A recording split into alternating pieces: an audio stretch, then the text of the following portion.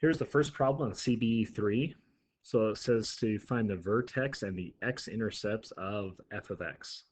And they are nice enough to give us some fractions. Okay, let's go ahead then. This one is in expanded form or standard form. It's multiplied out. So we use the formula, right? Our formula for finding the vertex when it's in expanded form and multiplied out is negative b over 2a. Then I plug that back in to find the y-coordinate. So in this case, b is a negative 4/5. So it would become a positive 4/5 divided by 2 times a. That's 2 times 1/5. Just off to the side, right, or up here on the top, I times those 2 times 1/5, right, you just multiply straight across. So it ends up being 2/5. So I have 4/5 over 2/5. Well, how do you divide by a fraction? You times by its reciprocal. So I have 4/5 times 5/2. The 5's reduced. 2 goes into 4 twice. So after all that work, my x-coordinate comes out to be 2. Okay, now I've got to plug it back in to find my y-coordinate. So I'm going to go back up to my function and plug in 2 for x to find the y-coordinate of my vertex. So I have 1/5 times 2 squared minus 4/5 times 2 plus 4/5. Got some fraction work here to do. What's that? 4/5. 4 times 2 is 8 minus 8/5 plus 4/5. So kind of nice. I got a common denominator. So I'm going to go 4 minus 8. That's negative 4. And negative 4 plus 4 is 0. So I end up with 0 there. So when I plug 2 in, I get 0 back out.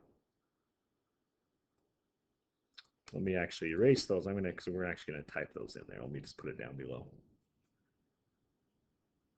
Okay, so it looks like my vertex is at 2, 0. Okay, now I want to find the x-intercepts. So remember, to find x-intercepts, you plug 0 in for y.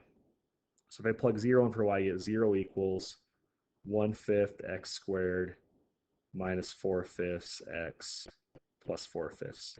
So just remember, if you do have a fractions, we can get rid of those by timesing by a common denominator. So in this case, the common denominator, they're all 5s, all the denominators. So that is my common denominator. So I'm going to times everything by 5, which makes it pretty easy. I get 0 equals, as I multiply through, that's going to cancel with the 5 in the denominator. So 1x squared minus 4x plus 5. Okay, we can, or plus 4, sorry, on the end there, right? The 5's cancel out, leave me with the 4. So we can factor that. I'm going to come over here. It factors to be, I think, x minus 2 and x minus 2.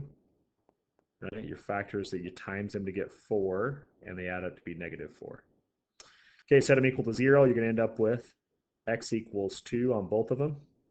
Well, what that means, and we could have recognized that up here, is what that means is that there's a repeated factor. So 2, 0 is the only x-intercept, which makes sense because up here at 2, 0, we know it's the vertex, right? So it comes down at 2. And so it's going to be the vertex and the x-intercept. Be careful with the directions. So if there's only one x-intercept, enter the same value in both boxes. So this really only has 1. So we're going to put 2 in both boxes. Let's put our answer in there and check it. So on the first one, we got the point 2, 0. And then on the second one, we're just going to put 2 in for both of them since it has the same x-intercept. You know, a lot of times you have 2 x-intercepts, right? Just a quick review on that, right? If I have a parabola many times, let's just check our answer real fast and we can go through it. Oh, looks good. A lot of times, though, remember, parabolas can cross twice. A lot of times they do, and you have 2 x-intercepts. In this case, we only had 1. The vertex was the x-intercept. It is possible, you know, that you have the vertex up here and it's opening up and it has no x-intercept. So that's certainly a possibility also. All right, I think that's it on that question.